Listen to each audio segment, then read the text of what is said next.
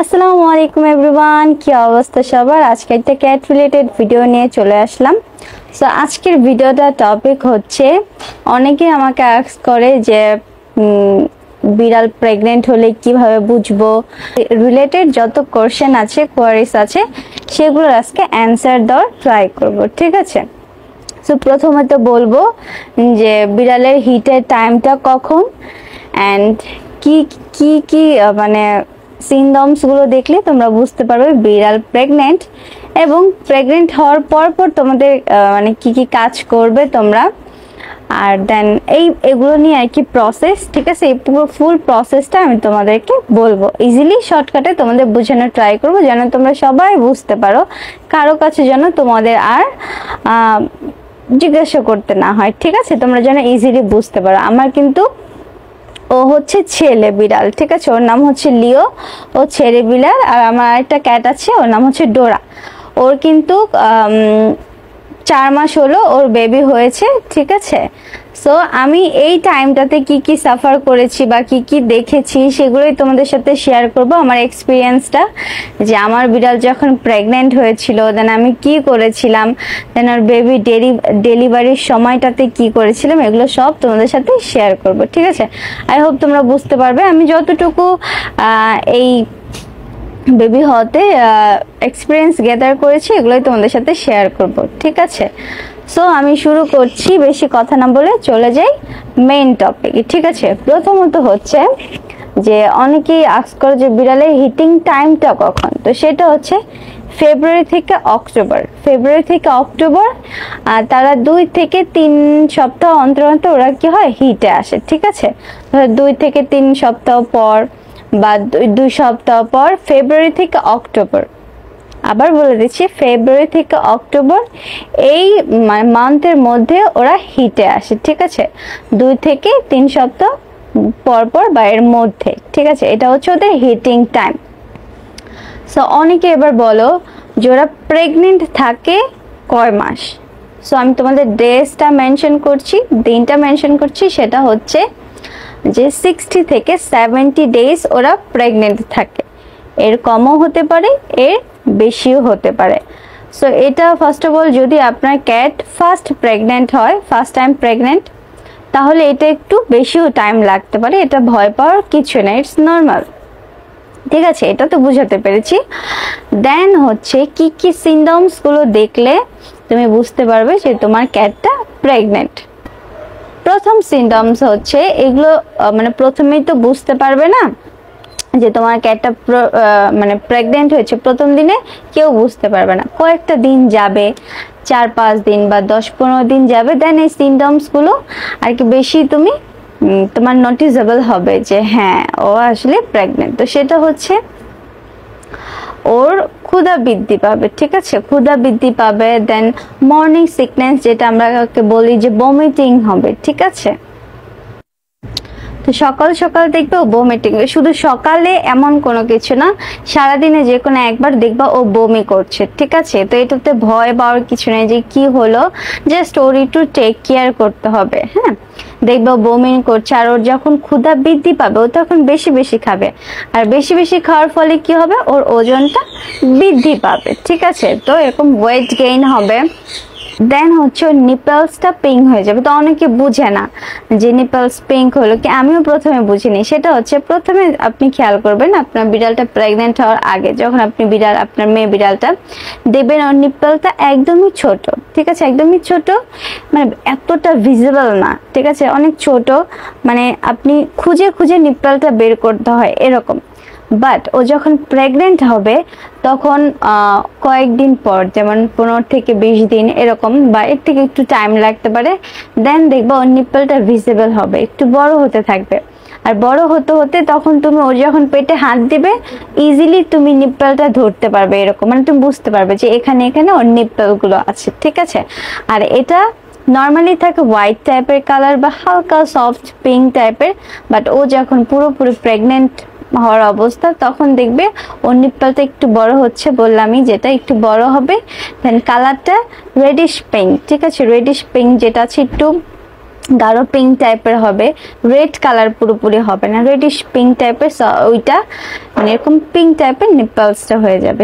আর এর সাথে সাথে যতদিন যাবে ততদিনে মনে করবা যতদিন যেতে থাকবে ততদিন ওর পেটটা ফুলে যাবে, ঠিক আছে, মানে পেটটা একটু বড় হতে থাকবে। এটা আরো বোঝার ইজি উপায় যে তোমার বিড়ালটা প্রেগন্যান্ট। আর বিড়ালের হচ্ছে পঞ্চম সপ্তাহের মধ্যেই ওদের কিন্তু বেবিদের পুরো শরীরের গঠন হয়ে যায়, দেন হচ্ছে ওদের টাইম ওয়াইজ করে। এখন হচ্ছে গর্ভ অবস্থায় মানে বিড়াল প্রেগনেন্ট থাকা অবস্থায় তুমি কি কি করণীয়, তুমি কি কি করবে। ওকে বেশি খেলাধুলা করাবে না, আমি দিয়ে ওকে ছেড়ে দিচ্ছি, ও পাগল হয়ে যাচ্ছে যাওয়ার জন্য, যাও।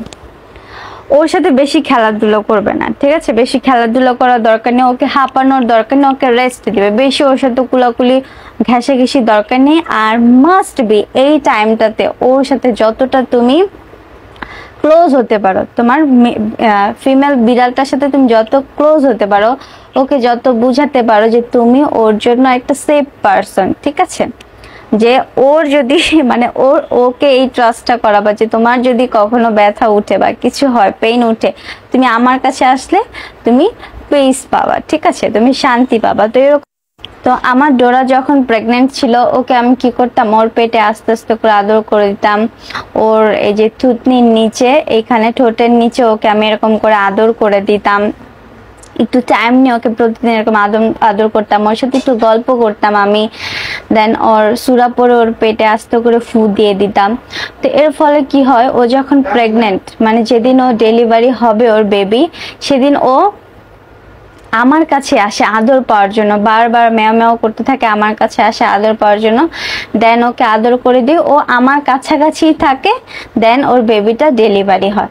তো এতে কি হলো, ও এখানে ওখানে কোনায় মোনায় না যে আপনার কাছে আসবে, যে আপনি ওর সেফ পারসন, সেফ জোন, ও আপনার কাছে আসবে যে যেহেতু ওর ব্যথা হয়েছে আপনি ওকে সেভ করবেন, ঠিক আছে, এরকম। সো এরকম একটা বন্ডিং ক্রিয়েট করে ফেলবেন এই কয়েকদিনে ওর সাথে, এটা হচ্ছে কথা। আর ঠিকঠাক মতো খাবার দিবেন, বাসি খাবার দেওয়ার দরকার নেই, খাবারটা দরকার পড়লে তুলে গরম করে আবার দিবেন, এভাবে দিবেন। আর আমি এটার ভিতরে যা করেছি সবাই, আর মাস্ট বি এটা খেয়াল রাখবেন, প্রেগনেন্সি অবস্থায় কোনো প্রকার কোনো মেডিসিন দিবেন না। আপনি ভিটামিন দিতে পারেন, কোন ভিটামিন দিতে পারেন সেটা হচ্ছে আমি যেটা দিয়েছি, আমি আমার বিড়ালকে এই যে এটা খাওয়াইছি কিডনি, দেখে নাও, এসএস নিয়ে নিতে পারো। এই কিডনি যে multivitamin syrup with cold liver oil, এটা আমি খাইয়েছিলাম ওদের। অন্য কোনো মেডিসিন, ওর যদি ঠান্ডা লেগে থাকে, কৃমি, এগুলো তো পুরোপুরি টোটালি অ্যাভয়েড করবেন, এগুলো একদমই দিবেন না, ঠিক আছে, এগুলো খুবই কি হতে পারে আমি জানি না। আর এটা যে সবার কাজ করে আমি জানি না, আমি আমার বিড়ালকেই খাইয়েছি, আমার বিড়ালের কোনো প্রবলেম হয়নি আলহামদুলিল্লাহ, একদম ইজিলি সেফলি ওর ডেলিভারিটা হয়েছে আমার সামনে একদম, ঠিক আছে, আলহামদুলিল্লাহ কোনো কিছু হয়নি। আমি এতটুকু বলতে পারি যে আমার বিড়ালের যেহেতু কিছু হয়নি, অন্যদের কিছু নাও হতে পারে, ঠিক আছে, এতটুকু আপনারা ভরসা করে খাওয়াতে পারেন, বাকিটা আপনাদের ইচ্ছা, ভেট কনসালটেন্ট করে আপনারা খাওয়াতে পারেন, এটা আপনাদের উপর ডিপেন্ডস করে। আমি বললাম বলে যে খাওয়া যাবে এমন কিছু না, ঠিক আছে। এখন বলবো হচ্ছে প্রসবের 1 সপ্তাহ আগে এই সিমটমস গুলো, লক্ষণগুলো কি কি, মানে আর 1 সপ্তাহ পরে তোমার বেবিগুলো হয়ে যেতে পারে। সেটা হচ্ছে যে দেখবা ওর নিপ্পেলের সাইডে দুধের ফোঁটা দেখতে পারবে, ঠিক আছে, নিপ্পেলে দুধের ফোঁটা দেখতে পারো। দেন হচ্ছে ওর যখন পেটে হাত দিবে তখন দেখবে যে বেবিগুলো নাড়াচাড়া করছে, ঠিক আছে, নড়াচড়া করছে এরকম। এখন হচ্ছে যে যেদিন বেবি হবে সেদিন তুমি কিভাবে বুঝবা, আর ওকে কিন্তু খুব নজরে নজরে রাখবা, ঠিক আছে, ও কোথায় কি করছে এগুলো খেয়াল রাখার যথেষ্ট ট্রাই করবা, ঠিক আছে, কজ তুমি ঠিকঠাক মতো খেয়াল করলেই বেবিগুলো সুস্থ থাকবে, তোমার বেবিটা সুস্থ থাকবে, ওর বেবিগুলো সুস্থভাবে পৃথিবীতে আসবে, ঠিক আছে। আচ্ছা, যেদিন আর কি ওর ডেলিভারি হবে সেদিন হচ্ছে দেখবা যে রেড কালার ডিসচার্জ হবে ওর ভেলভা দিয়ে, ঠিক আছে, যেটা আউটসাইড অফ ওর জেনিটাল, ওইটা দিয়ে আর ওইটার মুখে থাকবে, ঠিক আছে, যেটা আমরা বলি যৌনাঙ্গর মুখে দেখবা যে লাল রক্ত টাইপের ওর বের হচ্ছে। তো তাহলেই কিন্তু বুঝে যাবে যে কিছুক্ষণ পরে ওর বেবিটা হবে, আর দেখবা ও মেও মেও বেশি বেশি করবে, মেও মেও করবে, দেন ও প্রেসিং পজিশনে বসে প্রেসিং করার ট্রাই করবে। যে আর দেখবা যে একটু হাঁপাচ্ছে, ঠিক আছে, হাঁপাচ্ছে। আর ওর শরীরে দেখবা তাপমাত্রা 100 ফারেনহাইট কমে যাবে, ঠিক আছে, 100 ডিগ্রি ফারেনহাইট কমে যাবে, ঠিক আছে। তো এই তো তো এরকম হইলে ওকে তুমি ধরবা, ওকে তুমি ধরে রিল্যাক্স করবা, ওর এখানে একটু আদর করা ট্রাই করবা। আর ওর পেটের যে সাইডটা এভাবে নিচের দিকে আলতো করে মালিশ এরকম ইয়ে করবা, আর ও তো প্রেস করবে। প্রেস করার পর ওর যখন বেবি হবে, তুমি বেবিটা আস্তে আস্তে ধরে, তুমি ও তো প্রেস করবে, তুমি আস্তে আস্তে একটু টান দিবে আস্তে আস্তে, তাহলে কি হবে, ওর কষ্টটা একটু কমে যাবে, ঠিক আছে, কষ্টটা কমে যাবে।